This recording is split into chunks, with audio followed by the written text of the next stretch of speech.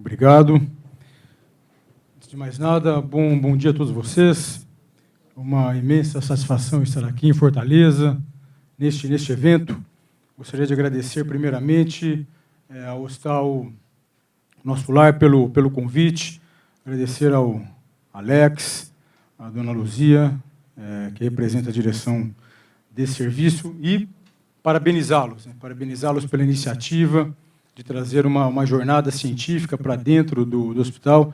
Isso, de maneira indubitável, vai contribuir, cada vez mais para o enriquecimento da instituição e, consequentemente, para o enriquecimento do cuidado aos pacientes que são assistidos aqui. Eu, como fui apresentado, então eu sou o Quirino, hoje eu sou coordenador, hoje eu sou secretário nacional de Cuidados e Prevenção às Drogas do Ministério da Cidadania. A nossa secretaria iniciou as suas atividades no início deste mês de fevereiro de 2019, então temos aí quase 4 meses de ação. Antes disso, nos últimos 2 anos, eu fui coordenador nacional de saúde mental do Ministério da Saúde, e o que eu vou apresentar, então, aqui para vocês, dentro do que me foi proposto, são as mudanças importantes que aconteceram nas políticas de saúde mental e, agora, recentemente, na política sobre drogas, por meio de um decreto publicado agora no mês de abril deste ano. E, mais recentemente, nós tivemos também a aprovação no Senado do que será a nova lei de drogas. Ou seja, o que nós temos, então, neste momento, nós temos um novo marco regulatório das políticas de saúde mental e nas políticas sobre drogas no país. Mudanças essas iniciadas, então, em dezembro de 2017, com a publicação da nova Política Nacional de Saúde Mental. Houve um alinhamento, então, das mudanças na política de saúde mental com a política de drogas, que foi a nova política publicada agora, então, em abril de 2017, e que foi reforçada com a lei aprovada recentemente no Senado Federal, era o projeto de lei número 37, e que, assim que for sancionado, então, nós teremos uma nova legislação envolvendo todos os aspectos na área de drogas no país. Então, basicamente, o que eu vou falar aqui para vocês é desse novo marco regulatório das políticas públicas de saúde mental e de drogas no país. Na verdade, eu vou dividir essa apresentação em 2 momentos, em 2 partes. Primeiro, a gente vai se concentrar, então, nesses últimos quase 1 ano e meio, enfim, de mudanças na política nacional de saúde mental. E, na segunda parte da apresentação, nós vamos conversar, então, sobre as mudanças na política nacional sobre drogas e também no que virá a ser a nova lei de drogas, para que a gente possa entender, então, os novos marcos regulatórios, e não só isso, não só os marcos regulatórios, mas também as novas ações que estão sendo realizadas pelo governo federal já desde o final do ano de 2017 nesse tema. Então, na primeira parte da apresentação, como eu falei para os senhores, nós vamos conversar sobre a nova Política Nacional de Saúde Mental. Inicialmente, vou apresentar aos senhores um histórico, um histórico, obviamente, mais recente, mais breve, para que nós possamos entender onde é que nós estamos, entender as bases históricas, enfim, que sustentaram, então, a Política Nacional de Saúde Mental e também de drogas no país, como que as políticas vinham sendo desenvolvidas, por que elas vinham sendo desenvolvidas dessa maneira. Então, esse marco histórico nos ajudará com isso. Depois, eu vou conversar um pouquinho com vocês sobre o diagnóstico que nós realizamos quando estava, então, no Ministério da Saúde. Nós realizamos um diagnóstico situacional da Política Nacional de Saúde Mental, que acabou ensejando as mudanças que foram realizadas no final do ano de 2017, então, com a publicação da nova Política Nacional de Saúde Mental, onde nós encontramos diversos problemas que dizem respeito ao modelo assistencial, problemas de gestão e, obviamente, impactando nos indicadores que nós tínhamos da política. Então, nós vamos conversar sobre esse diagnóstico que acabou, então, dando a origem para que nós realizássemos as mudanças que foram efetivadas no final de 2017. No que diz respeito aos aspectos históricos, é importante a gente entender como que a Política Nacional de Saúde Mental foi construída no Brasil nos últimos 30 anos. Aqui, só para a gente entender, né, no final da década de 50, o que acabou acontecendo é que houve um movimento importante, né, não foi um movimento centrado, exclusivo aqui no Brasil, foi um movimento internacional, que veio junto, né, enfim, com várias questões que colocavam em xeque várias estruturas sociais, o movimento da contra-reforma, movimento relacionado à contracultura, né, enfim, nos Estados Unidos, na Europa, e que acabou colocando em xeque, na verdade, a psiquiatria como um todo. A psiquiatria, nesse momento, na década de 50, então, começou a ser vista por alguns autores, né, ligados ao movimento da contracultura, não como uma ciência, uma parte da medicina que estaria relacionada ao cuidado, à assistência, ao tratamento das pessoas, mas sim seria uma ferramenta, um braço do status quo para segregar, para fazer com que as pessoas não pudessem exercer de maneira apropriada as suas individualidades, a sua liberdade. Então, era assim que a psiquiatria começou a ser enxergada por alguns movimentos, então, na década de 50. E isso acabou contaminando, né, enfim, toda a área relacionada à saúde mental, mundo afora. Isso não foi um movimento exclusivo aqui do país. Aquela base, então, né, enfim, da antipsiquiatria, na década de 50, acabou influenciando, né, enfim, a assistência na área de saúde mental e, por consequência, na organização dos serviços e do cuidado na área de saúde mental.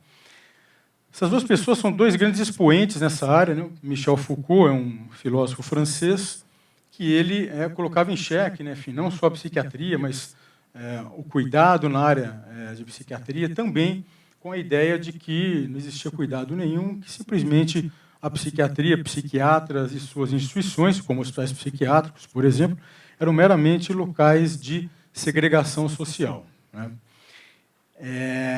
Foucault, na verdade, não focou as suas ações, a sua obra só, obviamente, na psiquiatria, mas colocava em xeque as instituições como um todo.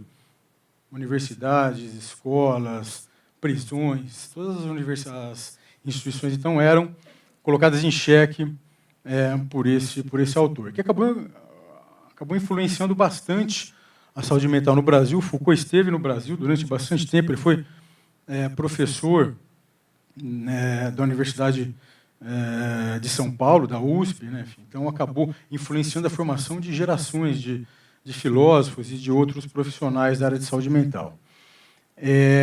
Influenciou também, né, enfim, a área da assistência em saúde mental mundo afora, em especial na Itália, né? Enfim, a Itália, aqui eu trago uma outra figura importante dentro desse contexto, que é o Franco Basaglia. O Franco Basaglia foi bastante influenciado por Foucault. Basaglia era um psiquiatra italiano, né, enfim, em que, numa cidade chamada Trieste, na Itália, ele começou a desenvolver a psiquiatria democrática, que acabou ensejando, então, na Itália, a reforma psiquiátrica. A reforma psiquiátrica da assistência na saúde mental, então, baseado nesse contexto e nessa situação, acabou acontecendo em vários lugares do mundo, né? É que eu estou colocando aqui o Franco Basaglia porque o Franco Basaglia acabou influenciando bastante também a reforma psiquiátrica ocorrida aqui no Brasil. Dentro desse contexto, então, da contracultura e da ideia de se colocar em xeque as instituições, como Foucault chamava, instituições totais. Franco Basaglia, então, ampliou o seu trabalho, antes focado em Trieste, em algumas outras regiões da Itália, e conseguiu, então, aprovar a lei da reforma psiquiátrica italiana, que é a Lei 180, né, em que acabou, então, dando um norte para a mudança do modelo assistencial naquele país. A grande questão, né, enfim, é que posicionamento ligado, né, enfim, à contracultura, que acabou influenciando os pensamentos dos grupos políticos que acabaram promovendo a reforma psiquiátrica mundo afora, inclusive aqui no Brasil, ganhou esse colorido ideológico bastante importante, né? Então, aqui só para a gente entender, né, eu trago aqui um texto do Franco Basaglia, que ele diz que, né, o hospício, no caso do hospital psiquiátrico, é construído para controlar e reprimir os trabalhadores que perderam a capacidade de responder aos interesses capitalistas de produção.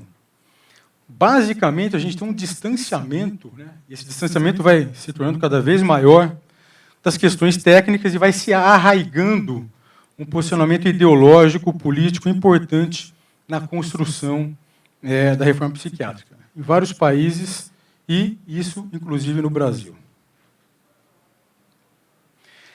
Aqui no Brasil, então, né, no final da década de 80, já bastante extemporâneo, né, esse movimento ganhou força, né, em outros lugares do mundo, das décadas de 60, 70, mas já de um jeito mais extemporâneo, né, aqui na década de 80, então, esse movimento começa a ganhar força no Brasil. E aqui no Brasil a gente teve um caldo de cultura que favoreceu o fortalecimento, então, dessas posições. O Brasil, no final da década de 80, estava saindo, né, fim da ditadura, estava se redemocratizando. Então, ideias consideradas mais libertárias começaram a ganhar força. E uma outra questão importante é que no Brasil nós tínhamos, né, naquela ocasião, serviços que realmente segregavam pessoas, violavam direitos.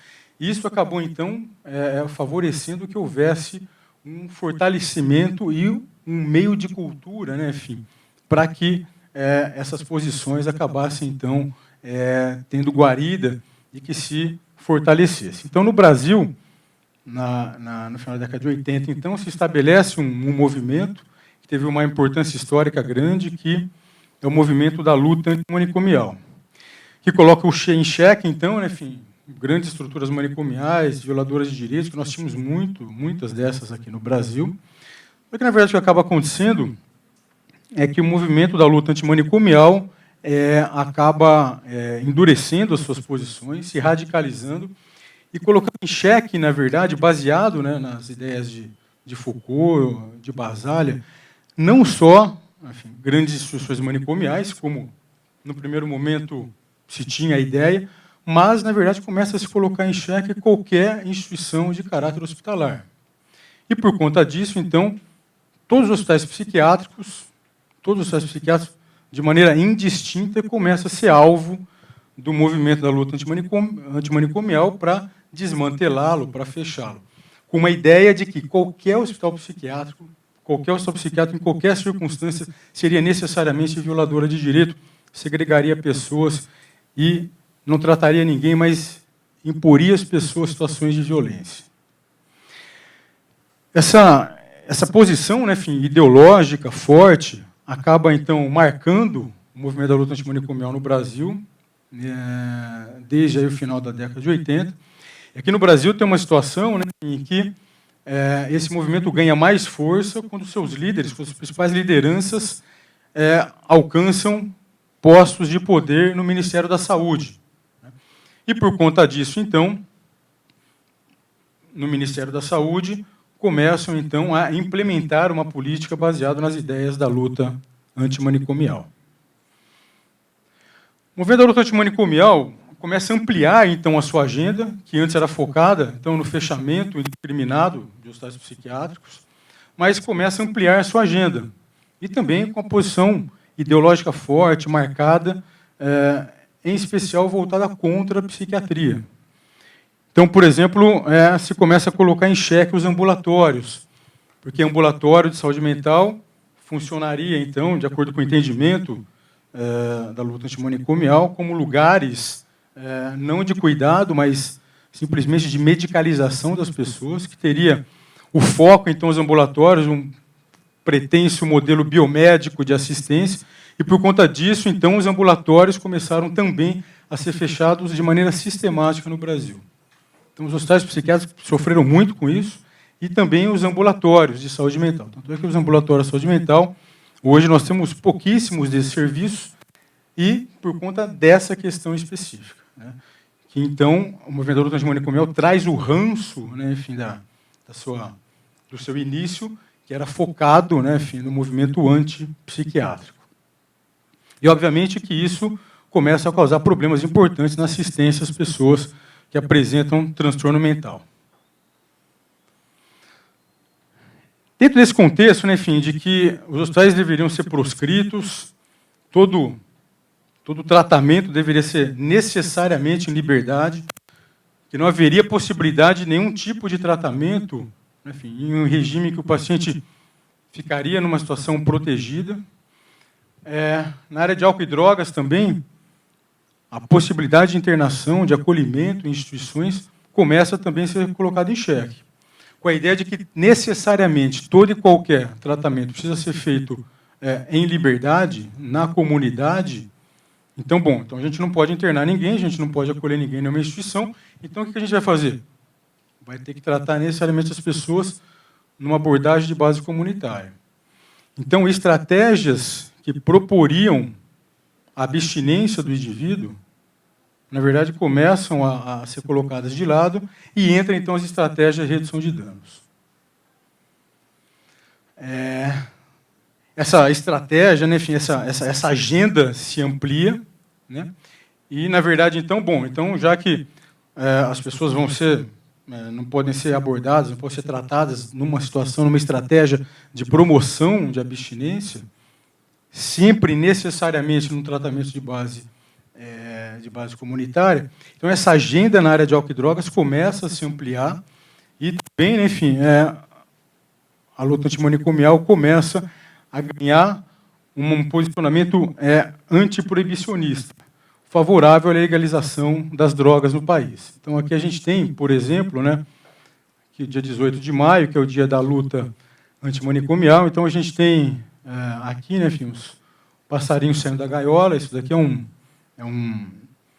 uma gravura, né, enfim, que marca, então, a luta antimanicomial, e aqui, o movimento da legalização da maconha, são as folhas de maconha saindo da gaiola. Para a gente ver que marca, tem uma relação estética, né, enfim, que guarda uma relação bastante grande. Aqui também, né, 18 de maio, dia da luta antimanicomial, repressão não é a solução, também falando sobre essa questão das drogas. Então, a questão da legalização das drogas também passa a ser uma agenda defendida por esse movimento. Então, é dentro desse contexto que a Política Nacional de Saúde Mental no Brasil foi construída ao longo desses últimos 30 anos. Um forte viés ideológico marcado desde os movimentos, né, enfim, antipsiquiátricos, e que, na verdade, acabaram contaminando todas as esferas do cuidado. Um foco importante no desmantelamento de hospitais, de ambulatórios, e na política de cuidado na hora de álcool e drogas, focado na redução de danos e na legalização das drogas. Isso daí, enfim, acabou acontecendo porque, como já disse, o governo brasileiro acabou sendo, então, no Ministério da Saúde, acabou, então, abrigando essas lideranças da luta antimanicomial, e foram várias delas essas últimas décadas, que acabaram, então, implementando essa política no país nos últimos anos. Esse movimento, enfim, acabou ganhando força, né, na sociedade, e aqui a gente tem, enfim, no ano de 2001, que foi promulgada a Lei 10.216, que é também chamada Lei Antimanicomial, mas aqui é uma coisa interessante, porque quem apresentou o projeto de lei, né, que deu origem à Lei 10.216, foi o Paulo Delgado, né, enfim, era um deputado de Minas Gerais, um deputado do PT, apresentou esse projeto de lei que foi rejeitado no Congresso. Essa que é uma coisa interessante. O que foi aprovado, na verdade, foi um substitutivo ao projeto de lei do Paulo Delgado. Então, na verdade, o que a gente tem na Lei 10.216 é uma situação em que pese ser chamada de lei da reforma psiquiátrica, então, não traz essa posição ideológica forte que a luta antimanicomial vinha imprimindo na organização das políticas no país. Tanto é que, se a gente olhar aqui, por exemplo, a questão central, fulcral dessa lei, está aqui no artigo 2º dela, e que no seu parágrafo único diz que são direitos da pessoa portadora de transtorno mental ter acesso ao melhor tratamento do sistema de saúde, consentando as suas necessidades. O que significa isso? Que qualquer paciente precisa ter o tratamento de acordo com a sua necessidade clínica. Se ele precisar de um tratamento de base comunitária, o Estado, então, precisa ofertar para ele a possibilidade de um tratamento digno de base comunitária. Se ele tiver uma agudização do seu quadro clínico e precisar de um atendimento em regime hospitalar, por exemplo, numa internação, ou um acolhimento numa conduta terapêutica, ou seja, fora do ambiente comunitário, cabe ao Estado também ofertar esse tipo de cuidado para ele. Logo, violação de direito Não é no momento de crise, quando o indivíduo tem necessidade de um tratamento em base hospitalar. Violação de direito não é que esse indivíduo seja internado. Violação de direito é se esse indivíduo tiver indicação de internação, ele não ser internado. Isso é violação de direito. Isso fere frontalmente o artigo 2º da Lei 10.216. Só que, desrespeitando essas normativas legais, a Política Nacional de Saúde Mental vinha sendo colocada em prática, como a gente vinha conversando aí ao longo das últimas 3 décadas. Outra questão importante, né, enfim, que acho que precisa ficar clara aqui também, a internação psiquiátrica é prevista na Lei 10.216. Ela não foi proscrita. Se a gente olhar o artigo 6º, está lá. Né? Internação voluntária, internação involuntária, internação compulsória, com previsão legal no artigo 6º da Lei 10.216. Internação psiquiátrica nas suas 3 modalidades. Tudo isso para falar que, em que pese toda a retórica que foi desenvolvida, né, foi desenvolvida de maneira contrária a isso, o que a lei diz é completamente o oposto. E que a gente precisa, sim, como sociedade, como governo, em casos em que haja necessidade, o poder público precisa ofertar o tratamento para as pessoas, seja de base comunitária, seja em regime de internação ou de acolhimento. Isso é o que manda a lei. Interessante, né, enfim, a gente entender também, nesse aspecto histórico, que a assistência na área de saúde, no SUS, no Sistema Único de Saúde, desde o ano de 2010, então, passou a se organizar em redes assistenciais, com a ideia de que uma determinada rede assistencial seria formada por vários serviços, né, que dariam assistência de acordo com as distintas necessidades dos pacientes. E as necessidades dos pacientes podem mudar. Ou seja, se eu estou num quadro mais estável, eu vou me beneficiar de uma abordagem de base comunitária. Se eu tiver agudização do meu quadro clínico, eu vou, sim, me beneficiar de um tratamento no regime de internação. O que precisa ficar claro aqui é que, para que a gente possa ter um regime assistencial organizado em rede, nós precisamos necessariamente contar com todos os serviços destinados ao cuidado do paciente, de acordo com as necessidades clínicas que esse paciente vier a apresentar. Isso acontece em todas as redes assistenciais e precisa também acontecer na rede de atenção psicossocial, que é a rede que foi constituída, então, no ano de 2011, um ano depois, né, da criação da assistência em rede dentro do SUS. Então, a rede de atenção psicossocial, que cuida de pacientes que apresentam transtornos mentais, também precisa ter essa característica. A grande questão é que, quando da composição inicial da RAPS, da rede de atenção psicossocial, aqui a gente pode ver os seus pontos de atenção, os seus serviços que constituíram a rede, então, quando do seu início, no ano de 2011, então, isso aí há 8 anos, a rede foi constituída, então, pelos CAPs, Centros de Atenção Psicossocial, para o tratamento de pacientes com quadros clínicos mais graves, que precisariam passar por um processo de ressocialização, de reinserção social. Residências terapêuticas, que receberiam, então, egressos de longos períodos de internação em hospital psiquiátrico, moradores dessas instituições. Unidades de acolhimento, que são residenciais transitórios, de base comunitária, para o tratamento de pacientes com dependência química, leitos de saúde mental em hospital geral, para o tratamento de pacientes com quadros clínicos agudizados. Esses 2 serviços, atenção básica e urgência e emergência, são serviços não especializados, mas que também são extremamente importantes para a composição de uma rede integrada, forte, potente. Prevalência de transtorno mental na população é muito alto, e a gente precisa contar com atenção básica fortalecida para dar conta dessa grande demanda de assistência. E, por último, então, as comunidades terapêuticas, que também entraram na constituição da rede. O que a gente acaba vendo, então, aqui, é que, novamente, né, seguindo a política que vinha sendo adotada no Brasil, quando a rede foi constituída, 3 importantes serviços não constaram da rede assistencial aqui. Quais são eles? O hospital psiquiátrico, o hospital dia, parte considerável dos hospitais dia fica em hospitais psiquiátricos. A ideia não era contar com o hospital psiquiátrico na rede. e os ambulatórios de saúde mental, por conta daquela ideia de que lá seriam serviços meramente de medicalização e não de tratamento apropriado para as pessoas.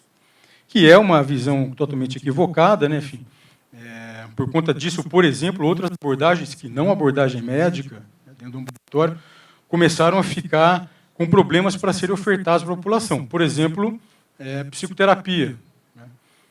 Hoje, quando nós precisamos encaminhar pacientes para a psicoterapia, a gente tem grande dificuldade de ter esse serviço ofertado na rede. Porque o local onde esse serviço era ofertado era nos ambulatórios, os ambulatórios foram prescritos. E a publicação da RAPS com essa Constituição, então, intensificou o fechamento e o desmantelamento dos serviços que não a compunham, né, como os hospitais-dia e ambulatórios. Isso daí meramente por questão ideológica, como a gente conversou. Não há nenhum motivo técnico para que esses serviços não fossem contemplados quando da criação inicial da rede. As comunidades terapêuticas, enfim, que apesar de constarem aqui na criação original da RAPS, as comunidades terapêuticas nunca foram trabalhadas pelo Ministério da Saúde, também pela mesma questão ideológica que levou a não serem trabalhados os outros serviços. Dessa maneira, se perdeu a possibilidade de fortalecimento do atendimento, tanto de base comunitária, quanto também de base hospitalar.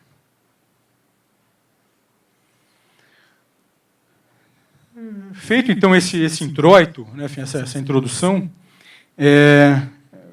quando assumi a coordenação de saúde mental, no mês de março de 2017, então aí tem um pouco mais de 2 anos, no Ministério da Saúde, eu me deparei com uma série de problemas. Na verdade, eu fiz um diagnóstico situacional tanto da rede assistencial, quanto do modelo de gestão, quanto dos indicadores.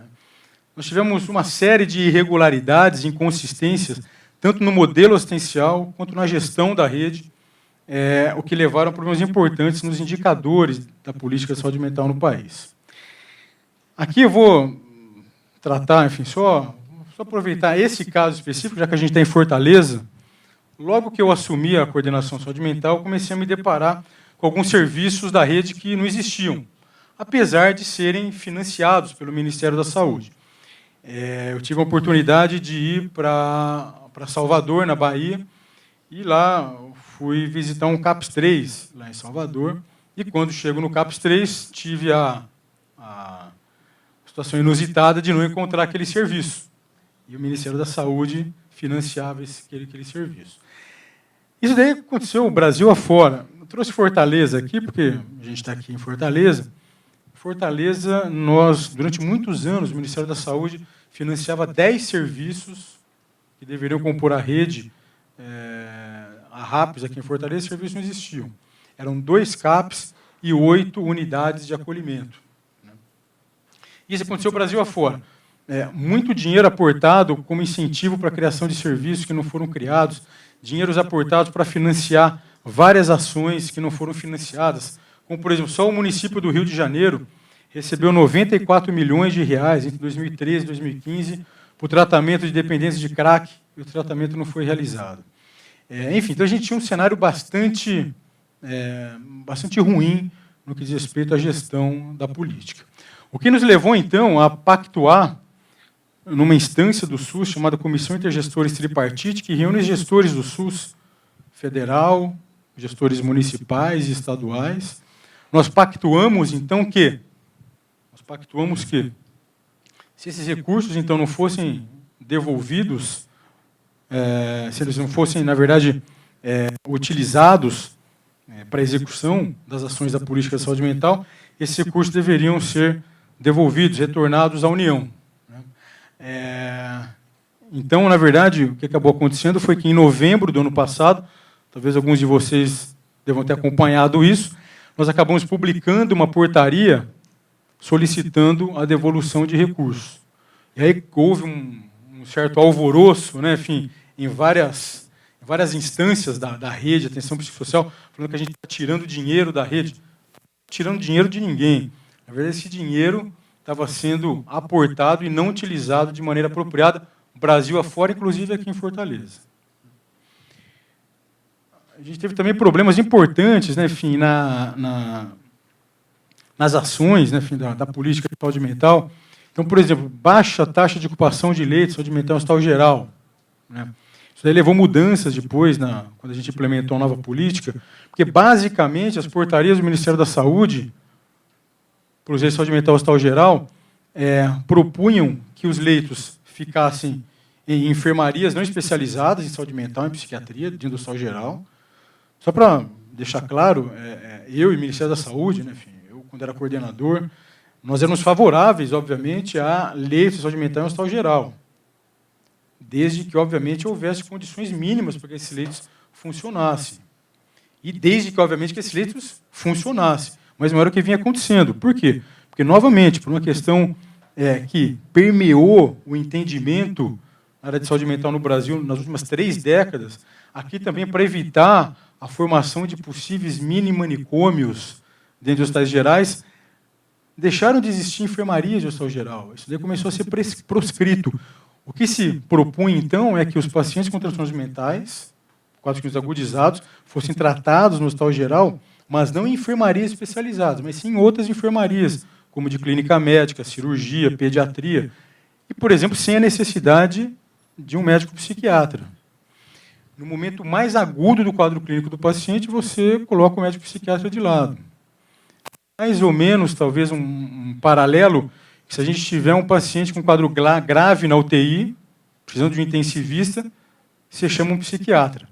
É brincadeira, tem muito psiquiatra que deve dar conta do paciente com quadro grave na UTI. Mas, enfim, é uma situação que requer, uma situação mais grave, mais aguda, que requer a presença de um médico especialista na área, né?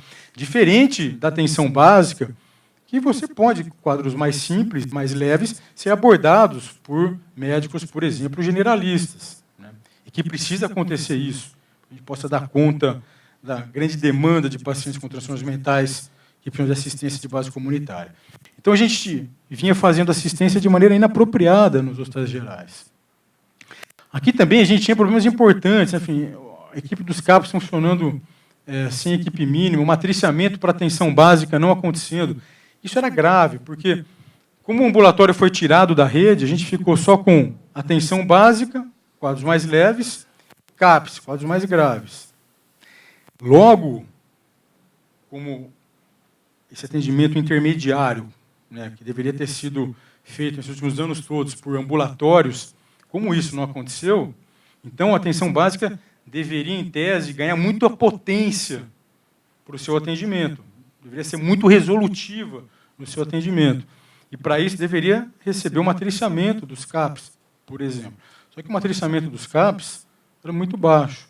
O atendimento em crise dos CAPs, muito baixo, nos diagnósticos que nós realizamos.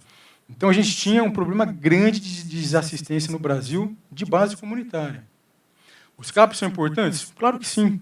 Então, são importantes para dar conta de pacientes com quadros clínicos graves, crônicos, que vão receber uma abordagem de reabilitação psicossocial, ou pacientes com quadros clínicos agudizados, que precisam de um atendimento mais próximo, maior intensidade. A grande questão é que, como os ambulatórios saíram da rede, parte considerável dos CAPs hoje funcionam como grandes ambulatórios, né? Por quê? Porque a rede foi organizada de maneira errada. É por isso.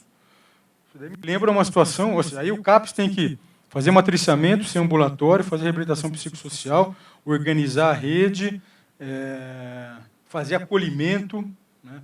Muitas vezes acolhimento de pacientes que não tinham que ser acolhidos no CAPs, tinham que ser internados. Essa situação me faz lembrar, né, a história do pato, né, que é o único bicho que anda, nada, voa, canta, corre, e tal, mas não faz nada direito. Por quê? Porque é impossível. Se a gente quer trabalhar em rede, a gente precisa ter vários serviços e cada um fazer o seu trabalho. Não dá para a gente colocar um único serviço como o serviço que vai dar conta de todos os problemas da rede de atenção.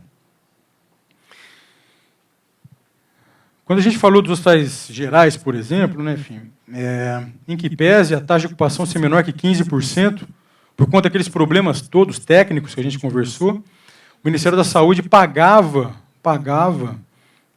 como se a taxa de ocupação desse serviço fosse de 100%. Ministério da Saúde gastava mais de 80 milhões de reais por ano para o pagamento de leitos de saúde mental no Hospital Geral, mesmo com uma taxa de ocupação tão baixa como a gente viu.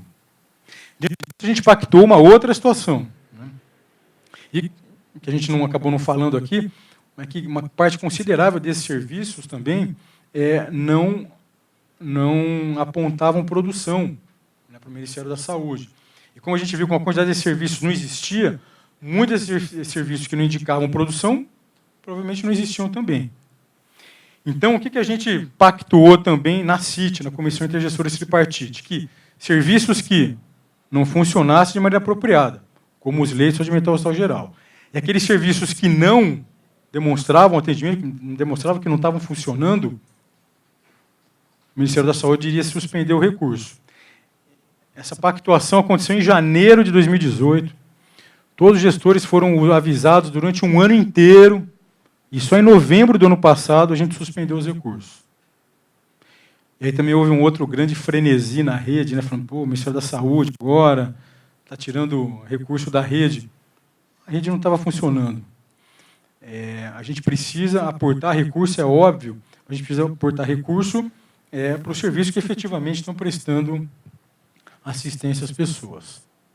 Isso faz parte da probidade com que todo gestor público tem que trabalhar. Aqui, enfim, a gente teve uma série também de outros problemas, né, enfim, no que diz respeito à gestão, um monte de recurso indo embora para pagar a gente, por exemplo, do programa de volta para casa, que já tinha morrido, quase 300 pessoas recebiam bolsa. Eles não, né, que eles já tinham morrido, né, mas alguém recebia no lugar deles. Essas situações todas a gente mandou para o Ministério Público, mandou para o DenaSUS, para a auditoria do SUS. Aqui, por exemplo, né, os cursos que nós tínhamos, né, curso de capacitação, basicamente, para a gente resumir bem, esses cursos todos nós suspendemos, basicamente eram cursos com parte técnica muito ruim e eram basicamente cursos de proselitismo político. Então, nós suspendemos esses cursos todos no Ministério da Saúde no ano passado. Esse contexto de problemas na rede assistencial e na gestão da política levaram a indicadores bastante ruins. Por exemplo, aumento da taxa de suicídio. Se a gente lembrar que a presença de um transtorno mental é um fator de risco para suicídio, nos últimos 15 anos aumentando a taxa de suicídio, com certeza a gente vinha com problema na oferta de cuidado para os pacientes com transtorno mental. Aumento da mortalidade relacionada à presença de transtorno mental. Altas taxas de moradores de rua com transtorno mental. A gente não tratava esses indivíduos adequadamente, eles se vulnerabilizavam e iam para as ruas. Expansão das cracolândias. Aumento das taxas de dependência química na população. Aumento nos afastamentos na Previdência Social por depressão e dependência ao crack. A doença que mais aumentou o afastamento por auxílio-doença no INSS foi dependência ao crack nos últimos anos. Superlotação de serviços de urgência de indivíduos esperando vaga, essas vagas não existiam. Aumento de doentes mentais graves em presídios no Brasil. Esse é um fenômeno extremamente importante. Por quê? Os indivíduos não eram tratados adequadamente, se vulnerabilizavam, por conta disso entravam em conflito com a lei e eram presos. O grande manicômio no Brasil hoje são as cadeias. Aqui para a gente falar algumas questões acadêmicas, então, já que a gente está no evento acadêmico, né? Isso daqui chama curva de Penrose. Já ouviram falar da curva de Penrose? A curva de Penrose daqui é um estudo que foi realizado por esse psiquiatra, né? Enfim, esse pesquisador britânico. Foi realizado estudo na primeira vez nos Estados Unidos, e ele identificou que havia uma relação direta entre diminuição de leitos psiquiátricos e o aumento do encarceramento de indivíduos com transtornos mentais. Então, conforme você ia tendo uma diminuição dos leitos psiquiátricos, você tinha um aumento do encarceramento dos indivíduos. Por quê? O indivíduo precisava internar num quadro agudo, não tinha onde internar, ficava, enfim, né, desamparado, se vulnerabilizava, por conta disso entrava em conflito com a lei e era preso.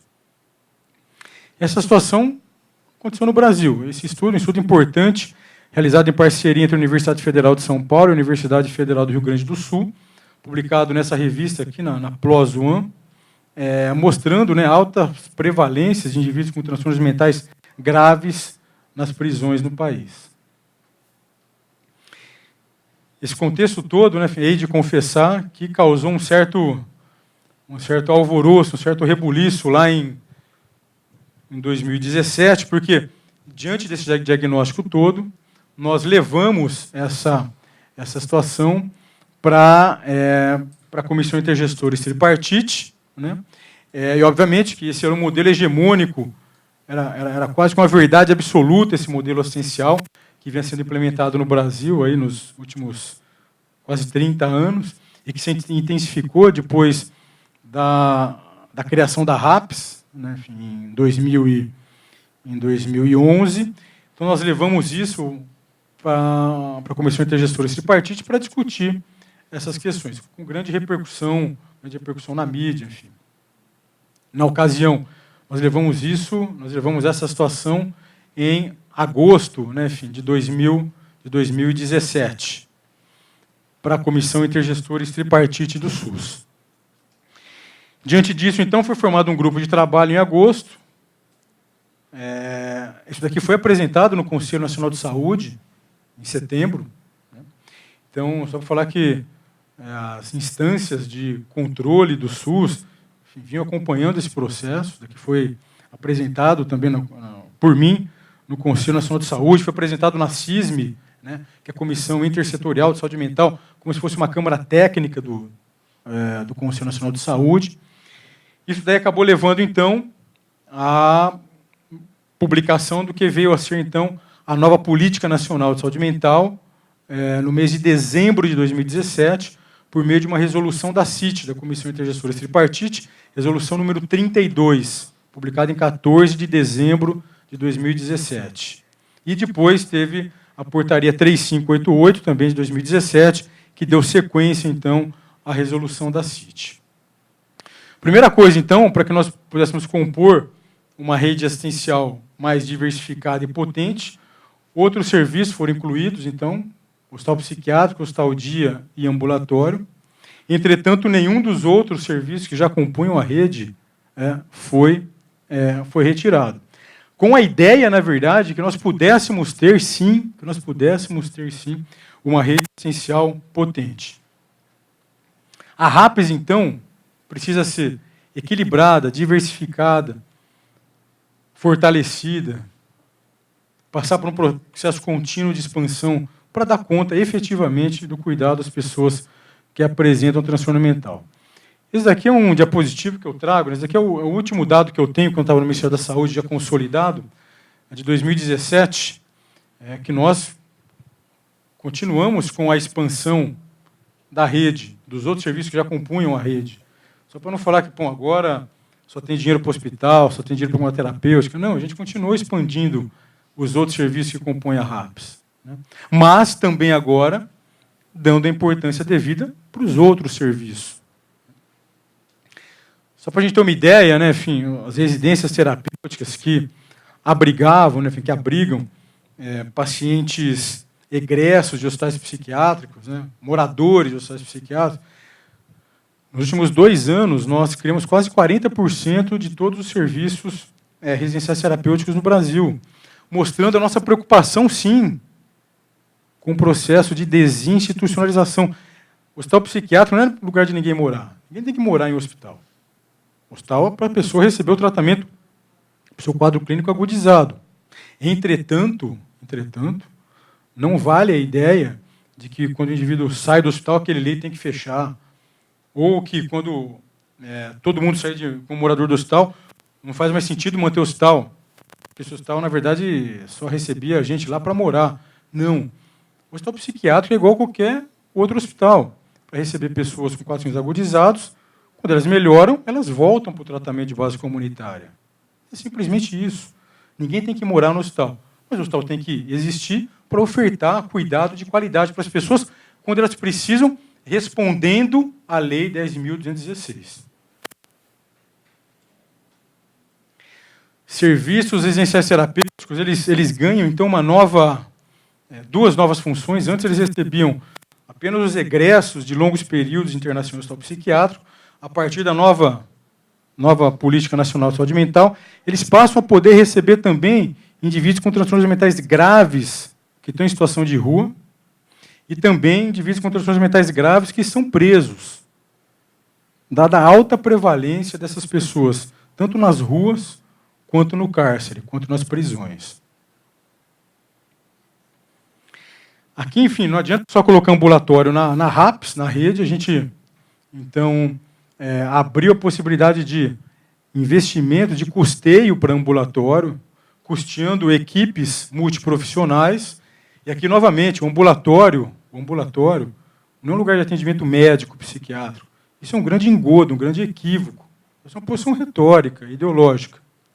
O ambulatório é um local onde as pessoas vão receber tratamento médico, sim, mas psicológico, por exemplo, onde vai fazer psicoterapia. Onde é que a gente faz psicoterapia hoje no SUS? A gente tem que ficar cavando. Eu fui diretor de vários serviços de saúde mental nesses últimos 20 anos, e, na realidade, a gente não tinha lugar para as pessoas fazerem psicoterapia. A gente tinha que se valer de meio que uma ajuda aí de alguns centros universitários para encaminhar a pessoa para fazer psicoterapia. Por quê? Porque a rede que dava conta desses pacientes, formada pelos ambulatórios de saúde mental, foi desmantelada. Deu possibilidade de custeio agora para os ambulatórios de saúde mental. Nós criamos uma nova modalidade de CAPS. O último aberto agora foi em Porto Alegre, né? CAPS AD4, funcionando 24 horas, equipe médica de plantão 24 horas, para dar conta das necessidades de cuidado para as pessoas que apresentam dependência química e estão em situações de cracolândia, né? Cenas abertas de uso de álcool e drogas. Que conta também com médico clínico, que esses indivíduos têm comorbidades clínicas importantes, enfim, para dar mais potência no atendimento dessas pessoas que vivem em cenas abertas de uso. Só para a gente ter uma ideia da gravidade disso, agora eu estou no Ministério da Cidadania, como eu já falei, como secretário de Cuidados e Prevenção às Drogas, conversei recentemente com o responsável pelas políticas de drogas do município do Rio de Janeiro. Só para a gente ter uma ideia da gravidade da situação, ele estava me dizendo que eles fizeram um levantamento recentemente, agora no município do Rio, existem 160 cenas de uso de crack, de drogas, no município do Rio de Janeiro. 160. Só para a gente ter uma ideia, só no município do Rio, né? Então, a gente precisa fazer frente a essa situação. Hospitais gerais, então, agora, a gente não vai mais habilitar esses leitos em enfermarias de clínica médica, cirurgia, não. A gente vai habilitar leitos em enfermarias especializadas de saúde mental, de psiquiatria, em hospital geral, com a presença de médico, de psicólogo, de assistente social, de terapeuta ocupacional. É assim que reza a portaria 3588.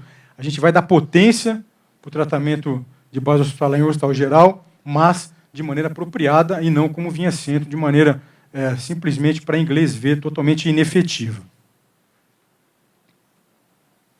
A meta, então, é trabalhar internações breves para pacientes agudos. É isso que a gente precisa, em hospital geral e em hospital psiquiátrico. Nós reajustamos o valor das diárias do hospital psiquiátrico em 65%, em dezembro de 2017, com a nova política. Há quase 10 anos não havia nenhum reajuste das diárias do hospital psiquiátrico, o que basicamente estrangulou os serviços psiquiátricos especializados no Brasil. Tinha o psiquiátrico recebendo uma diária de pouco mais de R$30. R$30. E aí vem a pergunta, né? Com R$30, o que você consegue ofertar de qualidade no cuidado? E aí a gente tem uma situação que é interessante, é quase uma profecia que se autorrealiza. Você sai de uma premissa de que o hospital psiquiátrico é ruim. Né? O hospital psiquiátrico é ruim. Aí eu pago para ele uma diária de R$30. Como é que vai ser o serviço? Vai ser bom? Cara, é difícil, né? Então, é quase que uma profecia que se autorrealiza. É isso que vem acontecendo. Os hospitais psiquiátricos foram sendo mortos por inanição. E aí, quando eles se ofertavam cuidados com deficiência, com problemas, aí vinha e falava, ó, tá vendo como é ruim o serviço? Estou falando, o hospital é ruim mesmo, vamos fechar. Então, era essa a situação que, na verdade, nós tínhamos no país. Também em relação aos hospitais, nós publicamos essa nota técnica 103, em 2018, então ano passado, em que nós colocamos a possibilidade dos hospitais psiquiátricos participarem do incentivo financeiro 100% SUS. Hospitais que atendem 100% SUS podem receber, têm direito a receber um recurso adicional do Ministério da Saúde. A grande questão é que a coordenação de saúde mental, contrariando a política inteira do Ministério da Saúde, colocou que os hospitais psiquiátricos não poderiam se beneficiar dessa política. Então, nós, no ano passado, com a publicação dessa nota técnica, 103, 2018, abrimos a possibilidade de que isso passasse a acontecer. Começamos a trabalhar também emendas parlamentares para hospitais psiquiátricos, né? Porque emendas parlamentares também não vinham sendo trabalhadas, né? E nós acabamos dando potência para as emendas parlamentares, para favorecer o aporte de recursos para os hospitais. Reforçamos o monitoramento dos hospitais psiquiátricos, de toda a política de saúde mental no país. O monitoramento é fundamental. Parte considerável dos problemas que nós tivemos com a política foi por conta de problemas de monitoramento. Em relação às ações de prevenção na área de suicídio, só para vocês terem uma ideia, o Brasil, então, vinha tendo um aumento importante nas taxas de suicídio nos últimos 15 anos. Né? Em que pese isso, o Brasil é signatário de um documento da Organização Mundial da Saúde que prevê a redução das taxas de suicídio no mundo. E o Brasil é signatário, nos últimos 15 anos, as taxas aumentando de maneira importante, como a gente pode ver aqui. Por conta disso, nós lançamos uma série de ações de prevenção na área de suicídio, fizemos uma série de publicações. Por exemplo, a gente não tinha nenhum estudo epidemiológico sobre as taxas de suicídio no Brasil até então. Nós publicamos o primeiro boletim epidemiológico. Isso nos ajudou a identificar estados que tinham taxas de suicídio que se descolavam da média nacional, tinham mais taxas de suicídio. A gente fez programas específicos para esses estados. A gente fez uma série de ações, acordo de cooperação técnica com o CVV, né, a partir do qual a ligação para o CVV passou a ser de maneira gratuita por meio do telefone 188. Passamos a atuar em populações indígenas com altas taxas de suicídio. Fizemos oficinas, organizamos oficinas para jornalistas, para orientar como o suicídio deve ser abordado na mídia. Enfim, a gente começou a trabalhar a temática do suicídio. A gente fez uma série de publicações, né? As publicações estão no site do Ministério da Saúde, podem ser encontradas lá, inclusive o boletim epidemiológico. Lançamos, né, essa campanha, então, no Ministério da Saúde, em setembro de 2017. Aportamos recurso para incentivar o CVV, né, que, como a ligação para o CVV passou a ser gratuita, houve um aumento importante da demanda de telefonemas para o CVV, a gente colocou um recurso para auxiliar o CVV nisso. Houve um aumento importante na demanda de consultas ao CVV. Aqui a gente aportou, então, quase R$ 1,5 milhão para 6 estados prioritários que nós identificamos com o boletim epidemiológico, com taxas maiores de suicídio comparadas com o resto do Brasil. E, a partir desse momento, então, começamos a trabalhar políticas específicas para esses 6 estados. Aqui uma oficina que a gente fez em Brasília, né, com esses estados, então, Rio Grande do Sul, Santa Catarina, Mato Grosso do Sul, Amazonas, Roraima e Piauí.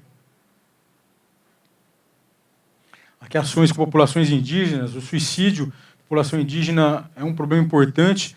A gente começou a aportar um recurso financeiro adicional para serviços que atendem áreas indígenas no Brasil, para incentivar, né, enfim, o trabalho com essa população.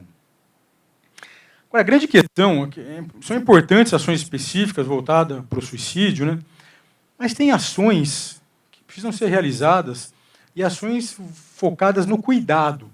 Aqui, só para a gente ampliar aqui o leque, novamente, a gente está aqui no evento científico, né? Vou trazer 2 estudos aqui, esse daqui publicado no Molecular Psychiatry, porque, além das ações específicas voltadas para o suicídio, a gente precisa pensar também em ações amplas para fortalecer a assistência do indivíduo com transtorno mental, porque só assim a gente vai impactar mesmo, diretamente, de maneira efetiva, na prevenção do suicídio. Então, por exemplo, né, esses dois estudos que eu vou mostrar para vocês, esse publicado no Molecular Psychiatry, no ano de 2017, é um editorial, traz várias situações, mas aqui é uma situação interessante. Em azul, a gente pode ver a diminuição de leitos psiquiátricos na Austrália, numa região do sul da Austrália. E aqui na linha vermelha, o número de suicídios. E a gente vê que, concomitantemente à diminuição do número de leitos psiquiátricos, há um aumento da taxa de suicídio. E aí, como as autoridades naquele local começaram a se deparar com essa situação, falaram, bom, então vamos ver se a gente consegue reverter isso. Começaram a aumentar o número de leitos psiquiátricos e houve uma diminuição da taxa de suicídio. Mostrando que a restrição de acesso a leitos para pacientes agudos impacta diretamente nas taxas de suicídio no país. Esse trabalho foi publicado no JAMA Psychiatry. O JAMA é um jornal da Associação Americana de Medicina, um dos jornais mais importantes na área. Realizado nos Estados Unidos, aqui é a diminuição de leitos psiquiátricos nos Estados Unidos e aqui é o aumento do suicídio naquele país, mostrando também uma relação inversa entre diminuição de leitos e aumento do suicídio. E aqui, por fim, a realidade brasileira. Esse daqui é a diminuição de leitos psiquiátricos no Brasil nesses últimos anos e o aumento das taxas de suicídio. Ou seja, é óbvio que o suicídio é um fenômeno complexo, multicausal. Entretanto, a gente não pode desconsiderar esse aspecto, né, desse fenômeno quando a gente pensa em políticas públicas, né? Leitos são importantes. Outras ações, obviamente, que também são. Então, a gente não pode não trabalhar com leitos de internação para pacientes, em especial quando apresentam um grave risco de suicídio. Eletroconvulsoterapia, no ano de 2018, nós colocamos a possibilidade do Ministério da Saúde custear a compra de aparelhos de eletroconvulsoterapia. Essa é uma questão importante que também recentemente causou, né, também um certo frisson também no meio de saúde mental no país, um grande frisson de maneira completamente inapropriada. Né? Para pacientes que apresentam transtornos mentais graves, não existe nenhuma modalidade terapêutica, nenhuma, nem remédio, nem psicoterapia, nada que seja mais efetivo do que eletroconvulsoterapia, do que o ECT, do que é o chamado eletrochoque. Não existe. Eletrochoque, para pacientes com quadros depressivos graves, é o que a gente fala que é o maior tamanho de efeito de tratamento. Nenhuma outra abordagem terapêutica funciona melhor que isso. Para a gente pensar, né, enfim, se o eletrochoque é bom ou não é, só a gente pensar assim, se a minha mãe tivesse um quadro depressivo grave e ela vai ficar largada na cama de maneira indefinida durante um bom tempo, com risco de suicídio, com risco de ter outras complicações. Nenhum remédio vai funcionar para ela, já se tentou, psicoterapia também. E existe a possibilidade de fazer para sua mãe. Só a gente pensar assim. Fazendo esse CT, sua mãe vai ficar boa, vai voltar a ter uma vida normal, vai retomar suas atividades, e se ela não fizer, ela vai continuar naquela situação e correndo todos os riscos inerentes àquela situação. Se a gente pensar assim, talvez a gente consiga entender melhor esse contexto. Então, nós colocamos a possibilidade, em 2018, isso daqui é um print, né, da tela do Fundo Nacional de Saúde, que é o CIGEM, é o sistema de compras do Ministério da Saúde, e que a gente tem a possibilidade, então, do custeio de aparelhos de eletroconvulsoterapia. Aliás, vários estudos mostram que a eletroconvulsoterapia diminui de maneira importante o risco de suicídio. Prevenção do uso de álcool e drogas. Nós tínhamos 3 programas aqui no Brasil que foram introduzidos, mas por conta também de questões ideológicas, quando foram trazidos para o Brasil, são programas internacionais, foram baseados num viés de redução de danos e os efeitos deles bastante ruins, né? Inclusive um deles com ação iatrogênica. Qual que é a grande questão aqui? A grande questão é que nós, então, diante da ação iatrogênica desses programas, por exemplo, o programa Tamo Junto, os adolescentes começaram a ser submetidos a esse programa, começaram a não só não prevenir o programa, o uso de álcool, como os alunos submetidos ao programa passaram a fazer mais uso de álcool. Porque a ideia que se passava nos programas, quando o programa era desenvolvido com o adolescente, era assim, não é que o adolescente não pode fazer uso de álcool. Numa perspectiva de redução de danos, era assim, olha, talvez você até possa fazer uso de álcool, talvez se eu conseguisse controlar, não beber, talvez não chegar de fogo na escola, coisas assim, que levaram, então, a um aumento das taxas de uso de álcool nas pessoas submetidas a esse programa. Nós, então, refizemos o programa com a ajuda de pesquisadores da Unifesp, Federal de São Paulo, aproximamos esse programa do que vinha sendo, do que foi desenvolvido, então, internacionalmente. Agora a gente está avaliando esses programas para ver se eles podem ser utilizados como política pública. Essa aqui é uma coisa importante também, protocolos clínicos desenvolvidos na rede. Se eu tiver um piripaque cair de frente aqui, porque eu infartei, vocês me levaram para o hospital, e eu gostaria muito que o colega que me atendesse no hospital utilizasse as melhores evidências científicas para balizar o seu tratamento para o meu infarto. Sim ou não? Sim. E se eu tiver câncer? Também? E se eu tiver esquizofrenia? E se eu tiver transtorno bipolar? E se eu tiver depressão? Aí não vale? Vale também. E a gente pactuou a utilização de protocolos clínicos para o tratamento dos pacientes com transtornos mentais no SUS. Aqui, enfim, só para a gente mostrar que a gente contou com um apoio importante de várias associações, várias entidades no cenário da saúde mental no país. Aqui um evento lá de apoio dessas entidades.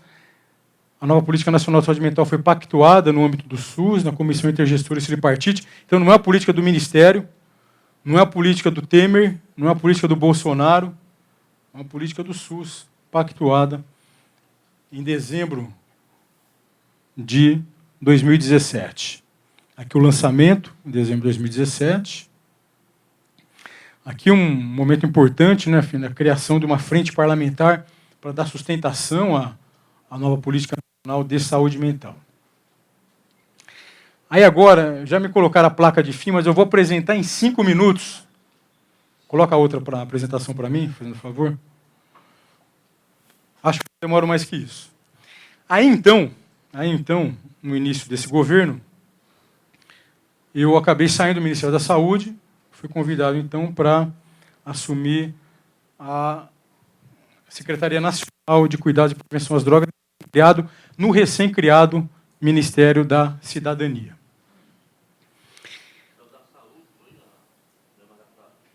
Eu saí da saúde e fui para a cidadania. Aí agora tem uma colega que está lá.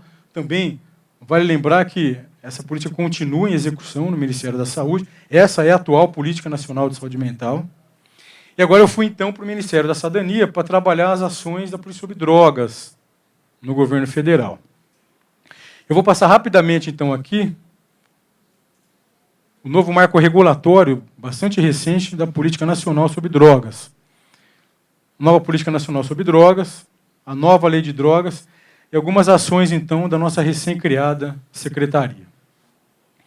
Política Nacional sobre Drogas, só para falar, não sei se os senhores acompanharam, em abril, dia 11 de abril, foi publicado, então, um decreto presidencial com a nova Política Nacional sobre Drogas, na cerimônia de comemoração dos 100 primeiros dias de governo. A grande questão é que essa política, apesar de ter sido publicado neste governo, ela advém já de discussões, debates, e uma decisão de março de 2018. Então, em março de 2018, foi publicada a resolução do Conselho Nacional de Polícia sobre Drogas, é um órgão que contém uma representação paritária de membros do governo, da sociedade civil, que é um órgão do Ministério da Justiça. Então, aqui eu representava, na época, aqui, o Ministério da Saúde, nesse conselho, e teve, então, a decisão que foi publicada por meio de uma resolução do Conselho Nacional de Polícia sobre Drogas, o CONAD, a resolução número 1 de 2018, que mudou de maneira importante as diretrizes da política sobre drogas no Brasil. Aqui também, lá em 2018, foi criado um grupo de trabalho que culminou, então, com a publicação, a partir das mudanças nas diretrizes da Política Nacional sobre Drogas, publicadas na resolução número 1 de 2018, do CONAD. Foi criado um grupo de trabalho, o último artigo da resolução número 1 previa a criação desse grupo de trabalho. Então, foi feito esse grupo de trabalho, discutidas várias questões relacionadas às mudanças nas diretrizes, e publicado, então, o decreto 9761, em 11 de abril deste ano, com o que é a nova Política Nacional sobre Drogas. Rapidamente aqui, posição contrária à liberação das drogas do Brasil, essa posição que norteia a nova Política Nacional sobre Drogas. A repressão passa a focar suas ações principalmente no tráfico de drogas e no crime organizado relacionado ao narcotráfico, né, a organizações criminosas que fazem o narcotráfico. Na repressão, a diferenciação entre usuário e dependente químico para traficante é feita, mas o que baliza a diferenciação entre o usuário e dependente químico e o traficante não é a quantidade de droga apreendida, mas sim as circunstâncias envolvidas na apreensão da droga. Isso por uma razão simples. Se a gente estabelece que 100 gramas de maconha, por exemplo, é uma quantidade de droga que um usuário, então, vai poder portar, isso caracterizaria como quantidade de uso pessoal. Se eu sou traficante, que quantidade de droga será que eu vou ter comigo quando eu for vender? 99 gramas? Pode ser. Eu posso ser flagrado vendendo a droga quando eu vou ser enquadrado no crime de tráfico. A gente passa a fazer ações de prevenção, principalmente em escolas, em comunidades mais vulneráveis. E a gente trabalha o tratamento e reinserção social, e aqui tem uma mudança importante. No tratamento, o objetivo do tratamento não é mais simplesmente redução de danos advindos do uso das drogas. O que se objetiva no tratamento a partir de agora é fazer com que o indivíduo fique abstinente, que ele se recupere, que ele viva uma vida em sobriedade e reinserido socialmente. É isso que a gente busca com o tratamento a partir de agora.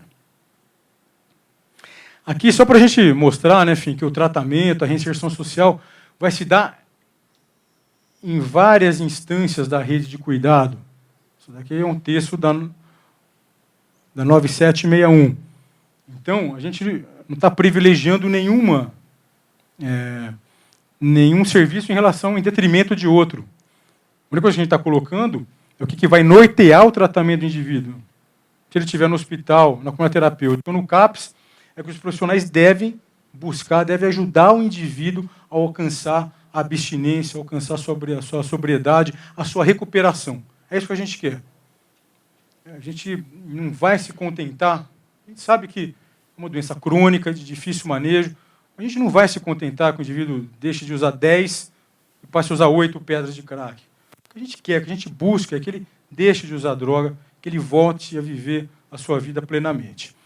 E aqui a gente colocou uma série de serviços, inclusive hospitais psiquiátricos, né, que vai compor essa rede de assistência ao indivíduo que apresenta dependência química, uma rede ampla de cuidado.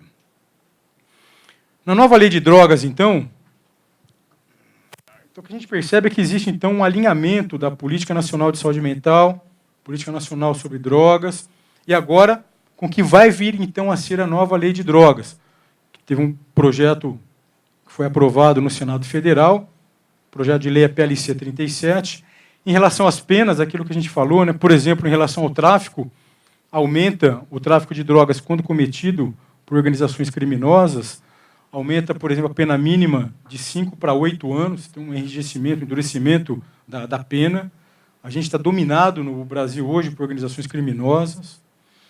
A gente vai favorecer, a nova lei favorece que bens apreendidos com narcotráfico sejam utilizados para fomentar política pública na área. Há a possibilidade de internação involuntária, também para indivíduos com dependência química, tal a qual já acontece na Lei 10.216. As comunidades terapêuticas passam a ser também instituições que vão ser trabalhadas dentro desse contexto assistencial e são regulamentadas. Esse é um grande avanço da lei. A gente tem que ter planos terapêuticos individuais. Se o indivíduo estiver sendo tratado em hospital, com a terapêutica, em CAPS, em ambulatório. Na reinserção social, tem um ponto importante, que existe uma reserva de 3% das vagas em empresas com contrato com o governo para receber pessoas com quadros de dependência química em processo de tratamento. Possibilidade de parte do imposto de renda, e, a partir de isenção fiscal, ser aportado para instituições que trabalham com dependência química. A gente vai fazer um processo importante de avaliação das políticas e fortalecimento dos conselhos de polícia sobre drogas para que haja, então, políticas mais participativas, enfim, com a sociedade. Para finalizar, então, aqui no governo federal, o que acabou acontecendo no início desse ano é que antes toda a política sobre drogas no Brasil acontecia nessa secretaria, a SENAD, que é o órgão do Ministério da Justiça, Secretaria Nacional de Polícia sobre Drogas. Tanto ações de diminuição de oferta de drogas, ações de repressão, quanto as ações de diminuição de demanda por drogas, ações de prevenção, cuidado e reinserção social. No entendimento de que talvez não fosse mais apropriado que o Ministério da Justiça e Segurança Pública ficasse, por exemplo, com ações de prevenção, uso de drogas, cuidado, reinserção social, o governo federal achou por bem dividir, então, a política de redução de oferta de drogas, política de repressão, ficou na SENAD, Ministério da Justiça, e as ações de diminuição de demanda, ações de prevenção, cuidado, tratamento e reinserção social, foi para o Ministério da Cidadania, para essa nova secretaria, então, que eu assumi em fevereiro, que é a SENAPRED, Secretaria Nacional de Cuidados e Prevenção às Drogas, o que passou a fazer mais sentido para a gente dividir essas ações, que a gente pudesse ter um cuidado mais apropriado para as pessoas. Então, as ações de prevenção, cuidado e reinserção social vieram para a nossa secretaria. Aqui, basicamente, algumas ações que nós já começamos, as ações de fortalecimento das chamadas terapêuticas. Nós ampliamos de 2.900 vagas financiadas pelo governo federal para quase 11.000 vagas, quadruplicamos o número de vagas ofertadas para o acolhimento. Lembrar que, com a terapêutica, é sempre acolhimento voluntário dessas pessoas. Hoje nós temos contrato, então, nessa expansão que fizemos no mês de março, do financiamento das vagas, temos o contrato com quase 500 terapeutas, o que dá uma grande capilaridade hoje nessas entidades. Esse aqui eu trouxe a questão do orçamento, sempre falando, agora o governo federal está investindo em terapêutica, o que não é verdade. O orçamento, só para a gente lembrar, o orçamento de todo o restante da rede, é de 1 bilhão e 500 milhões de reais ano. 1 bilhão e 500 milhões de reais ano. Com as terapêuticas, mesmo com esse aumento que a gente fez aqui, 150 milhões de reais, ou seja, é 1/10 do valor gasto com todo o restante da rede. A gente fez também um cadastro nacional das comunidades terapêuticas, para que a gente possa ter um diagnóstico mais preciso dessas entidades hoje no Brasil. A gente também está fazendo um processo de fiscalização com visitas nas comunidades e trabalhando no processo de capacitação. Lançamos esse curso para profissionais de comunidades terapêuticas, para capacitá-los de maneira mais favorável. Segunda-feira, nós lançamos uma outra ação na área de reinserção social para pacientes com dependência química no Brasil. A partir desse programa, nós vamos ofertar capacitação profissional para esses indivíduos. A gente vai trabalhar um banco de empregos para essas pessoas. A gente vai favorecer o empreendedorismo, o microcrédito, para que a gente possa ajudar na reinserção social das pessoas com dependência química no país. Tal qual nós trabalhamos no Congresso Nacional para a criação da Frente Parlamentar em Defesa da Nova Política Nacional de Saúde Mental, trabalhamos também para a criação da Frente Parlamentar em Defesa das comunidades terapêuticas para fortalecer as ações dessas entidades e fortalecer a política pública na área de drogas como um todo. E agora, nos dias 10 e 11, agora de junho, os senhores estão todos convidados para irem para Brasília. nos dias 10 e 11, nós teremos um grande evento que nós lançaremos as novas ações de prevenção ao uso de álcool e drogas no país. Ou seja, a gente trabalhar na área de tratamento, de cuidado, né, e de reinserção social, nós também passamos a trabalhar agora de maneira importante com a prevenção. Então, era isso que eu queria falar para os senhores e agradeço imensamente pela oportunidade. Muito obrigado.